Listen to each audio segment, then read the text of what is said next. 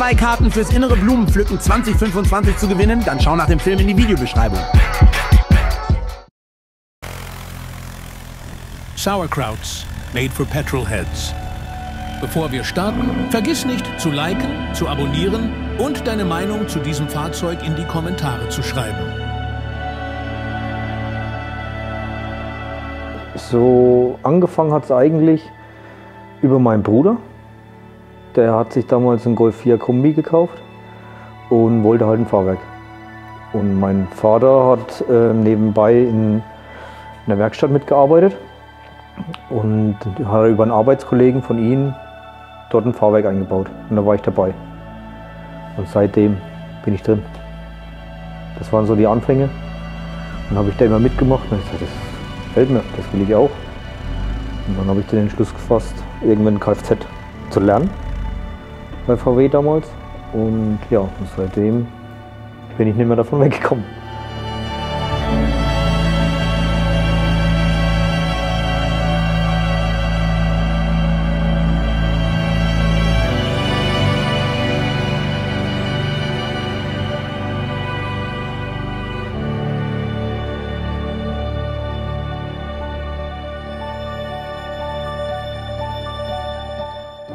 Ich bin der Michael Städler, komme aus Hellingen im schönen Thüringen und fahre einen V6 Bora Variant Turbo.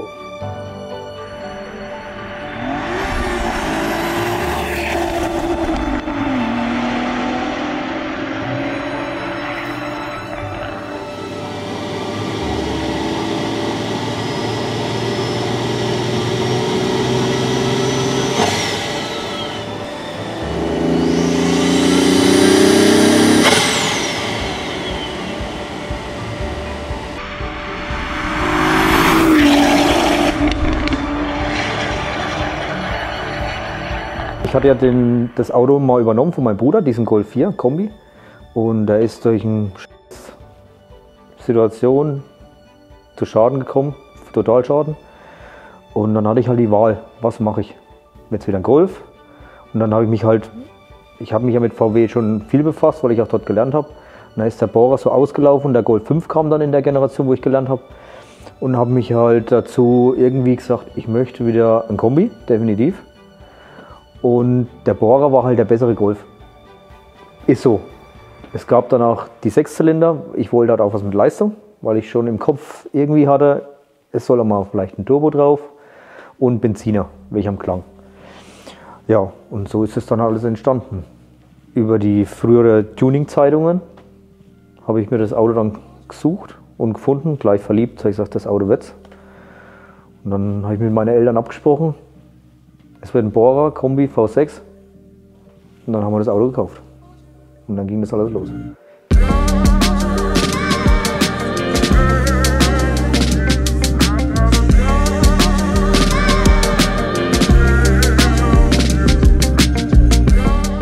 Ja, dann habe ich überlegt, dass das Auto auf jeden Fall nicht so bleiben sollte.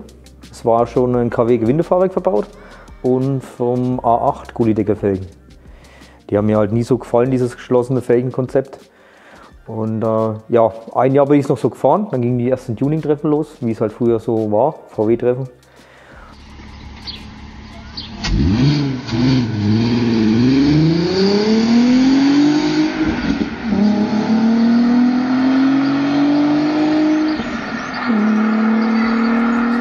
Und dann habe ich im zweiten Jahr überlegt, irgendwas muss anders werden.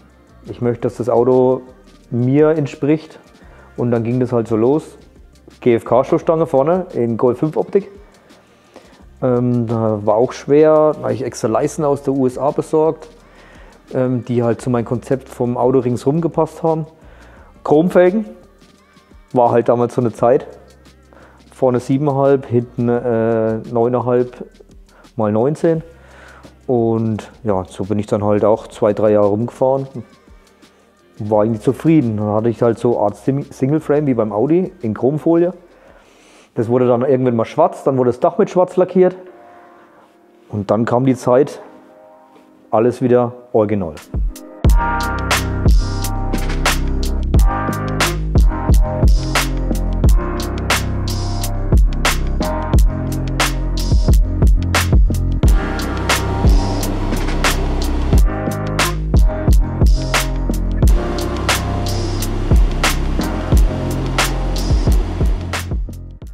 Bevor es weitergeht, möchten wir euch auf unseren Online-Shop hinweisen. Mit dem Kauf von Hoodies, Caps und Shirts unterstützt ihr diesen Kanal und dessen liebevoll produzierten Filme. Scan den QR-Code und finde dein Lieblingsstück. Und nun geht es weiter. Ja, Stoßstange vorne, Stoßstange hinten sind alles Eigenbauten. Ist aus einer Golf 4 R32 Heck und Front mit Bohrer Stoßstangen verschmolzen. Im Kunststoffschweißverfahren. Habe ich alles machen lassen von der Firma OC13B. Super Kerl. Der hat mir auch die Karosserie verbreitert. Vorne 2,5 cm, hinten 2 cm im Blech. Bin ich auch super zufrieden, ohne Probleme und hält bis heute. Bombe. Ja, dann Seitenschweller von CS-Tech. Die sind noch GFK, das ist noch ein letzter Überbleibsel der Tuning-Sünden gewesen. Die passen halt immer noch zu meinem Konzept, deswegen sind die auch noch dran. Die Dachreling ist weggekommen, die Scheinwerfer hatte ich bei der Scheinwerferfabrik. Einmal schwarz, weil das Gesamtkonzept irgendwo besser gepasst hat. Ich habe angefangen mit Folien, aber das war alles illegal und ja, einmal schwarz lackieren innen raus und so sind sie jetzt. Dann hatte ich halt immer ringsrum dieses Chrompaket an den Leisten. Die hat mein Lackierer in mühevoller Arbeit in Schwarz-Glanz lackiert. Und ja, seitdem ist er eigentlich so in dem Zustand, wie er jetzt ist.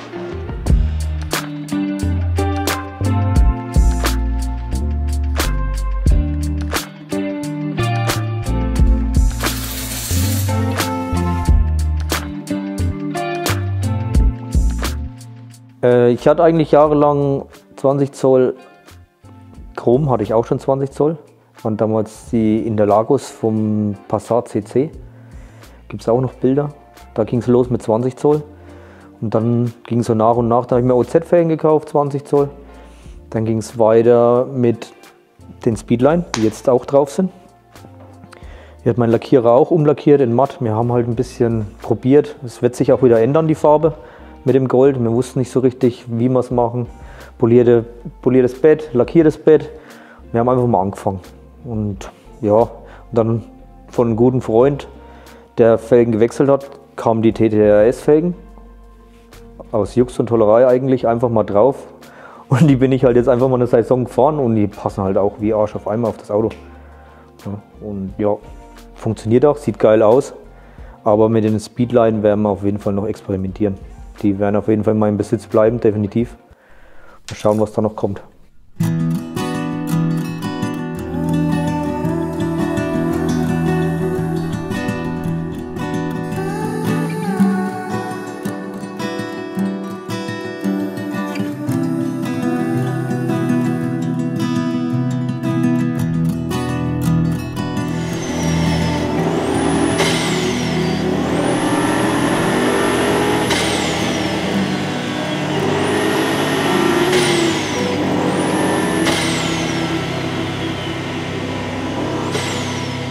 Ist halt schwer irgendwo also mittlerweile das ganze Schiene OZ BBS ist ja immens teuer geworden, vor allem in den 20 Zoll Bereich.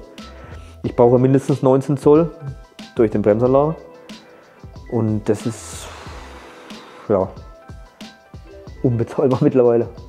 Ja, und Felgen bauen lassen, ja, ist halt alles an eine Preisfrage. Ne? Ich habe halt nicht nur das Auto noch, muss ich halt auch dazu sagen. Und ja, irgendwo muss man die Grenzen halt kennen und sagen, ich kann mich jetzt nicht nur hier auf Felgen versteifen. Ich würde auch gerne mal wieder einen Felgensatz verkaufen, hatte ich ja vorhin schon mal erzählt. Ne? Aber es will halt keiner mehr was bezahlen und das ist alles Traurige. Let's go!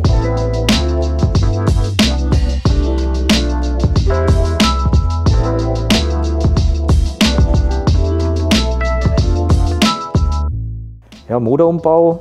Das war eigentlich auch noch so in der Tuning-Sünde-Zeit. Ist jetzt auch schon gute 10 Jahre her. Hatte ich überlegt, was machen wir. Ich hatte verschiedene Angebote. Damals gab es so Tuner hier, Rote Motorsport, HGB und so sämtliche Tuner. Und irgendwie hat mich das HG Motorsport am meisten angesprochen. Und dort bin ich auch geblieben. War ich bei TT Turbotechnik. Und die haben mir den Umbau dann gemacht. Und läuft seitdem tadellos.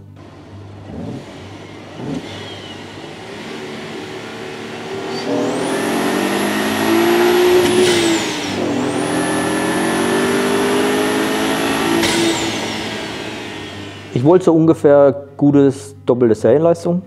Der 2.8er V6 ist ja original drin gewesen. Der hat eine Serienleistung von 204 PS gehabt und jetzt hat er so zwischen 400 und 450 PS. Und das war so mein Anspruch, was ich haben wollte. Und es reicht auch für das Auto. Die Bremsen sind eigentlich gar nicht nötig gewesen für diesen Umbau, aber von der Optik haben sie mich halt angesprochen. Es war auch so ein langer Kampf, auch mit der Hinterachse. Es war so ein Prototypenbau von Carsport. Haben wir lange gekämpft, bis das alles so funktioniert hat.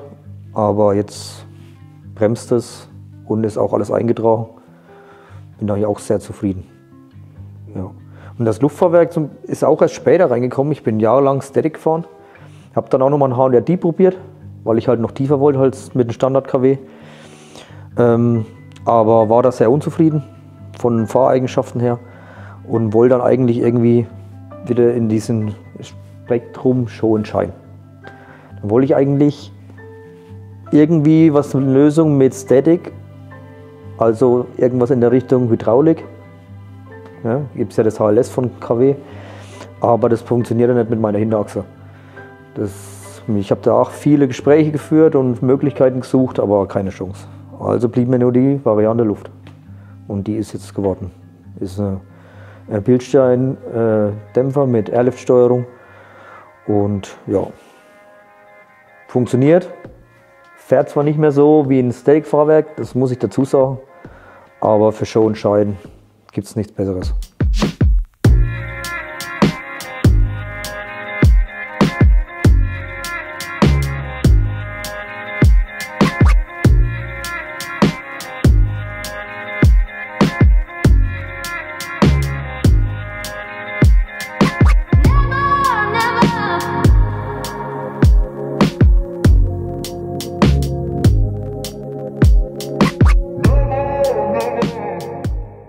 Ja, Innenraum ist eigentlich so gut wie original gelassen. Das Einzige ist, ich habe die vordersten Kopfstützen ändern lassen. Die sind vom Passat 3WG hinten. Die sind kleiner, die sind dann, habe ich schmaler machen lassen. Die passen genau in die Recaro-Sitze rein, in die Aussparung. Dann ist halt im Innenraum viel in Wagenfarbe lackiert worden. Das habe ich machen lassen von meinem Lackierer. Ja, aber sonst ist der Innenraum eigentlich relativ original geblieben. Ja. Die Sitze, wie gesagt, waren original drin. Und ja, durch die wenige Laufleistung sind die auch noch super erhalten. Ja, Kofferraumausbau, wie es halt so üblich war früher. Endstufe, also Verstärker für Subwoofer und für die Lautsprecher. Der ist halt immer noch drin, weil er ist auch ein bisschen, wie soll ich sagen, ein wenig zeitlos gewesen. Ich habe es nicht damals so übertrieben. Und jetzt mit dem Luftfahrwerk, mit dem Tank oben drauf, passt das irgendwie noch, ist stimmig und mir hat es so gefallen. Deswegen ist das alles noch so von damals.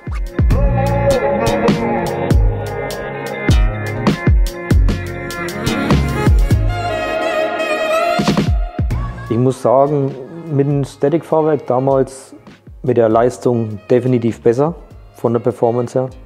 Also da bin ich auch noch Autobahn, wirklich Autobahn gefahren, was halt legal war.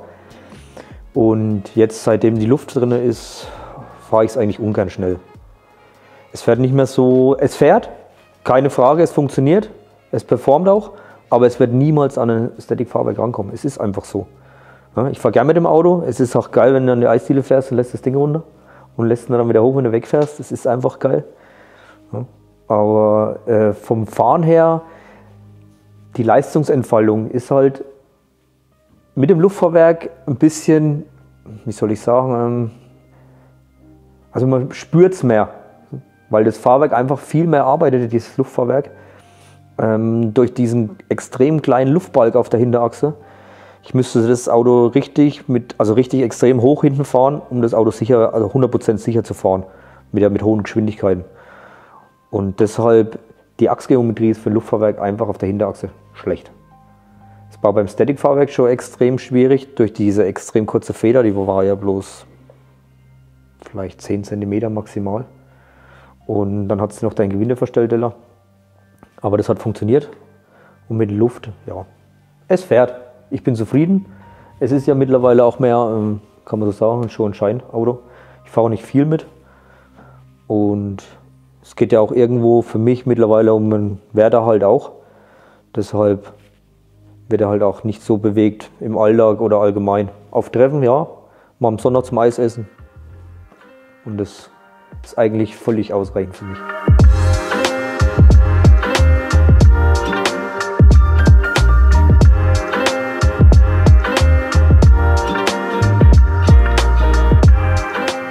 Ja, es gibt auf jeden Fall Leute, bei denen ich mich bedanken würde über die Jahre, weil sowas stemmt man nicht alleine, definitiv nicht.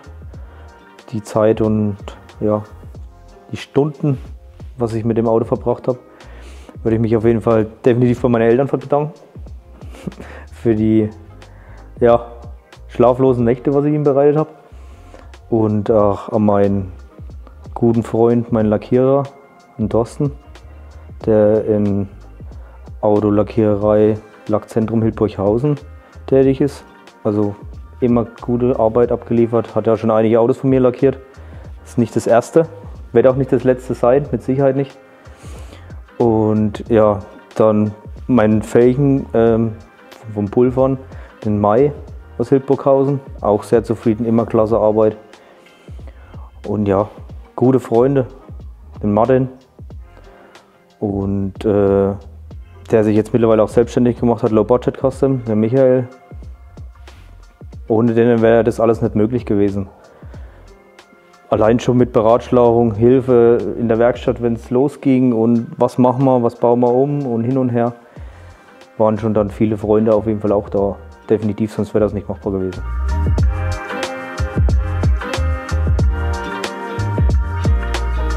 Ja, bedanken würde ich auf jeden Fall noch auch beim Dominik und beim Pascal, die mir einmal zur Seite stehen, egal bei Fragen oder einfach so mal auf ein Bierchen.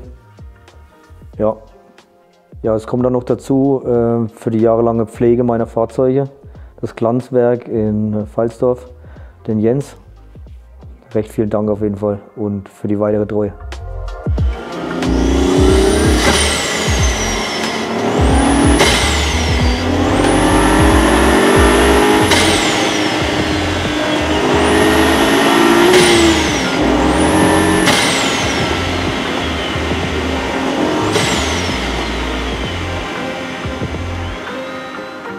Ja, ich würde mich auf jeden Fall bedanken fürs Zuhören auf jeden Fall. Und ja, abonniert den Kanal von Sauerkrauts. Das sind klasse Jungs. Hat mega viel Spaß gemacht heute Tag. Ja, und vielleicht könnt ihr mir helfen, welche Felgen gefallen euch besser? Speedline oder die TTS-Felgen? Vielen Dank. Ciao.